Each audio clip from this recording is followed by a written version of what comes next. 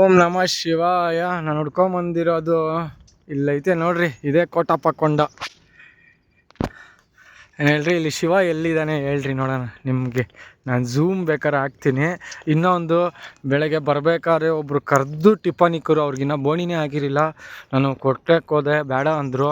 ಇನ್ನೂ ಬೋಣಿ ಬರ್ಬೇಕಾದ್ರೆ ಒಬ್ರು ಕಾಲು ಮುಗ್ದಿದ್ದ ತಕ್ಷಣ ಅವ್ರು ನನ್ನ ಹತ್ರ ಆಶೀರ್ವಾದ ತೊಗೊಂಡೋಗಿದ್ದ ತಕ್ಷಣ, ನಾನು ಒಬ್ರಿಗೆ ಆಶೀರ್ವಾದ ದೊಡ್ಡವನು ಅಲ್ಲ, ಇದು 4 ಕಿಲೋಮೀಟ್ರಿಂದ ನಡ್ಕೊಂಬಂತ ಇದ್ದೀನಿ.